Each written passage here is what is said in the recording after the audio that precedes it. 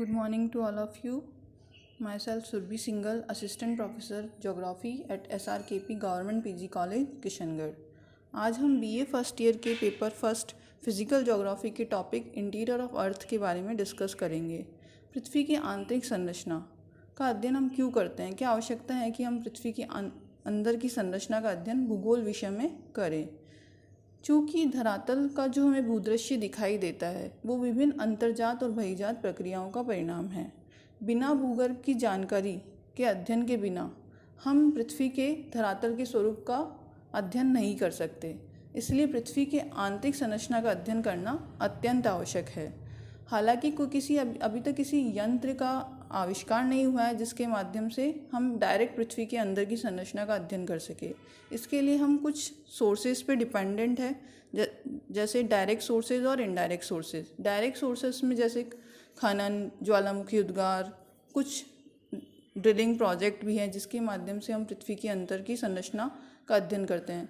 खनन के समय जो निकलने वाले पदार्थ होते हैं उसके माध्यम से हम पृथ्वी का आंतरिक स्वरूप जानने का प्रयास करते हैं। इसके अलावा ज्वालामुखी उद्गार के समय निकलने वाली सामग्री जैसे लावा, विखंडित पदार्थ, गैसें, इसके माध्यम से जो है पृथ्वी के आंतरिक स्वरूप की जानकारी प्राप्त करते हैं। कुछ deep ocean drilling project, integrated ocean deep project, जिसके तहत आर्कटिक महासागर के कोला क्षेत्र में सबसे अधिक गहराई पर अभी तक पृथ्वी पर खनन किया गया है, जिसकी गहराई लगभग 12 किलोमीटर है। इसके माध्यम से भी हमें पृथ्वी के आंतरिक स्वरूप के बारे में कुछ हद तक जानकारी प्राप्त होती है।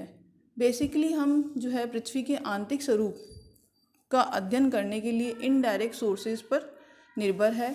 इनडायरेक्ट सोर्सेज की बात करें तो तापमान, दबाव, घनत्व, भूकंपीय तरंगे।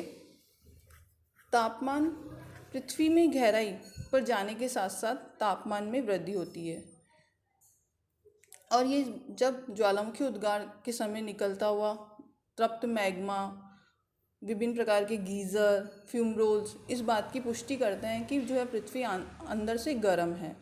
और ये वृद्धि जो है प्रति 32 मीटर की गहराई पर 1 डिग्री सेल्सियस तापमान में वृद्धि होती है।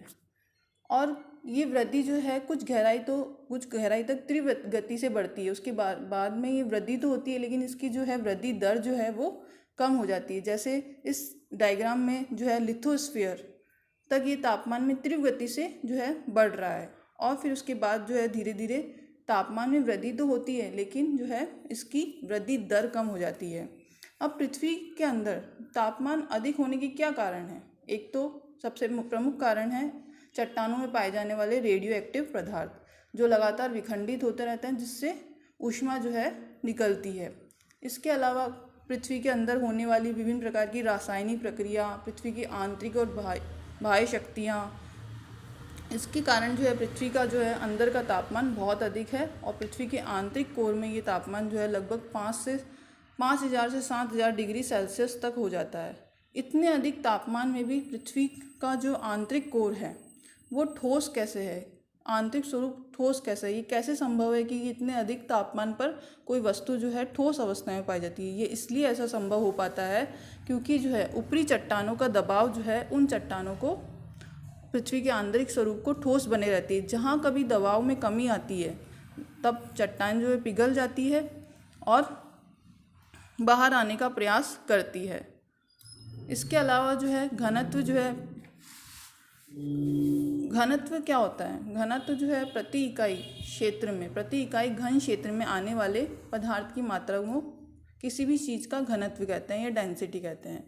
डेंसिटी में भी जो है वृद्धि होती जाती है। जैसे जैसे हम अंदर जाते हैं पदार्थ पृथ्वी के जो है घनत्व में वृद्धि होती जाती है। इसका एवरेज घनत्व जो है पृथ्वी का 5.5 ग्राम घन सेंटीमीटर है और जबकि पृथ्वी का जो ऊपरी क्रस्ट है उसका घनत्व मात्र 2.7 ग्राम घन सेंटीमीटर है, जबकि कोर तक पहुँचते पहुँचते ये घनत्व जो है 13 ग्राम घन सेंटीमीटर तक पहुँच जाता है।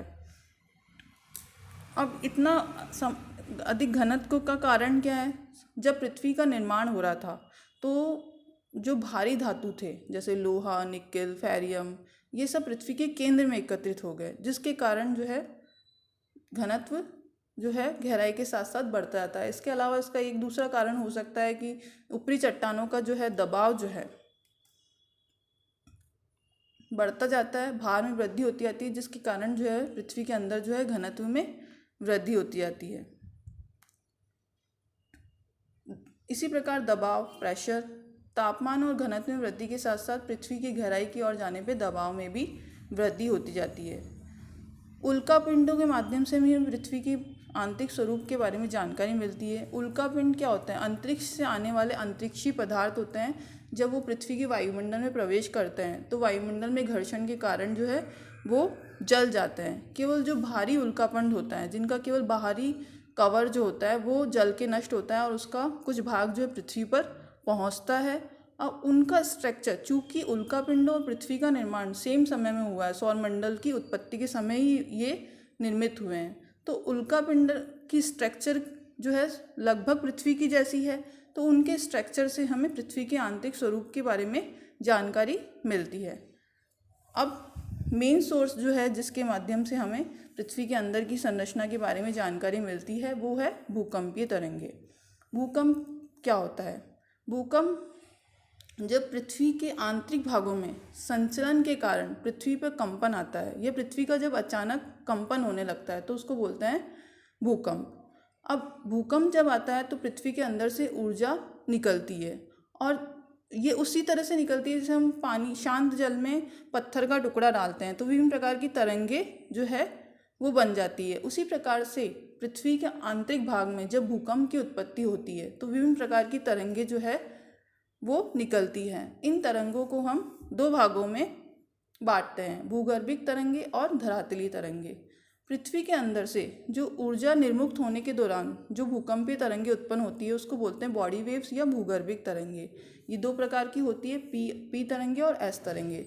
जब भूगर्भिक तरंगे पृथ्वी के विभिन्न चट्टानों से होते हुए पृथ्वी के बाहर प्रकट होने का प्रयास करती है तो धरातल और इन तरंगों के बीच में, इन चट्टानों और तरंगों के बीच में विभिन्न प्रकार की क्रिया होती है, जिसके कारण से एक नई तरंग उत्पन्न होती है जिसको बोलते हैं धरातलीय तरंगे। आइए हम इसके बारे में डिटेल से अध्ययन करते हैं। सबसे पहले भूगर्भिक तरंगों को दो भागों में बांटा गया है, प्राथमिक तरंग और द्वितीयक तरंग। प्राथमिक तरंगों की गति जो होती है वो सबसे अधिक होती है। इनकी गति होती है 6 से 15 किलोमीटर पर सेकेंड, और जबकि द्वितीयक तरंग की गति जो होती है 5 से 7 किलोमीटर पर सेकेंड होती है। और प्राथमिक तरंगे जो होती है अनुदैर्ध्य तरंग होती है। अनुदैर्ध्य क्योंकि इसमें जब ये तरंगे चट्टानों से होके गुजरती है तो चट्टानों के कणों का कंपन जो होता है तरंगों के समानांतर होता है, उसके आगे पीछे होता है, इसलिए इसको संपीड़न वाली तरंगे, दबाव वाली तरंगे भी बोलते हैं।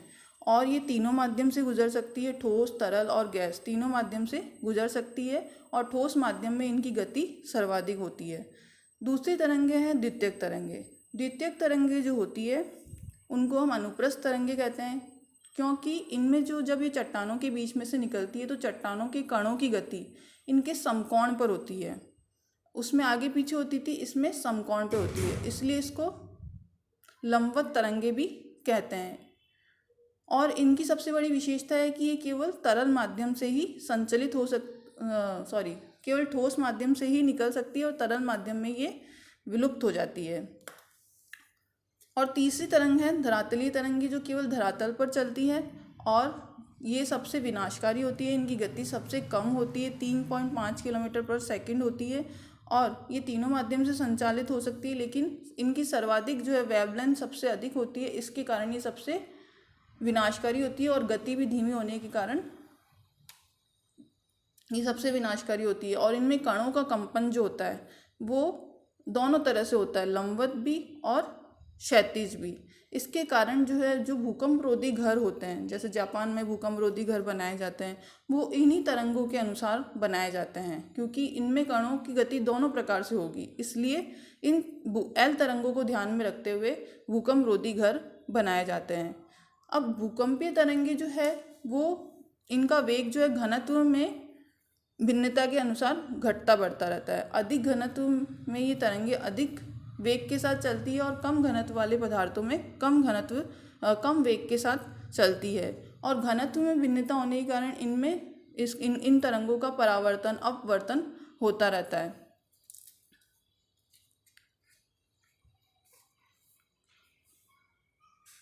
अब भूकंपीय छाया क्षेत्र क्या होता है? पृथ्वी का एक ऐसा स्थान जहाँ पे किसी भूकंपीय तरंगे का अभिलेखन नहीं किया जाता है, उस क्षेत्र को बोलते हैं भूकंपीय छाया क्षेत्र। भूकंपीय तरंगों का अभिलेखन हम सिस्मोग्राफ के माध्यम से करते हैं। सिस्मोग्राफ एक यंत्र होता है जिसके पर एक रिएक्टर स्केल लगा होता है, जो 0 से 10 तक जिसमें नंबर्स होते हैं, उसके माध्यम से हम भूकंपीय तरंगों का अभिलेखन करते हैं। अब यदि पृथ्वी का संपूर्ण जो पदार्थ है वो एक जैसा होता तो ये तरंगे जो होती वो सीधी चलती, लेकिन इनका वक्राकार जो पथ है वो बताता है कि ये पृथ्वी का आंतरिक स्वरूप समान घनत्व का नहीं है, घनत्व में भिन्नता है। और 103 डिग्री से लेकर 143 डिग्री तक पी तरंगे जो है अभिलेखित नहीं होती। ये पी तरंगों का शैडो जोन या छाया क्षेत्र कहलाता है, जबकि एस तरंगे जो है 103 डिग्री से लेकर लुप्त हो जाती है और यहाँ पे जो है इनका संचरण नहीं हो पाता, जिससे पता चलता है कि पृथ्वी का जो बाह्य कोर है वो तरल अवस्था में या अर्धतरल अवस्था में है।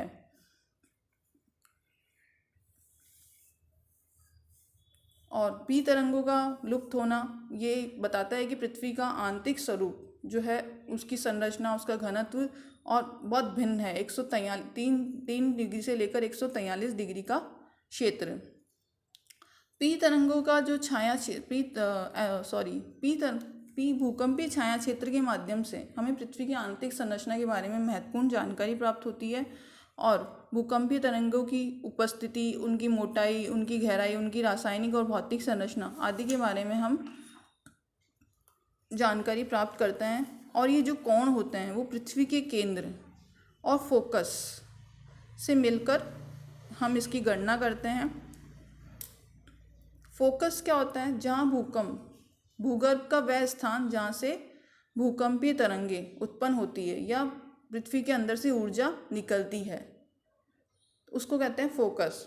और जब वो धरातल पे भूकंपीय केंद्र या एपिसेंटर किसे कहते हैं, अधिकेंद्र, वो धरातल का वह स्थान जहाँ पे सबसे पहले भूकंप को महसूस किया जाता है। इस प्रकार इन सोर्सेस के माध्यम से हमें पृथ्वी की आंतरिक संरचना के बारे में जानकारी मिलती है। इसके अलावा पृथ्वी की उत्पत्ति संबंधित सिद्धांत जो है, जैसे वायवाय राशि, ग्रहाणु, निहारिका, परिकल्पना आदि के माध्यम से भी हमें पृथ्वी की आंतरिक संरचना के बारे में जानकारी मिलती है। अगले चैप्टर में हम पृथ्वी की जो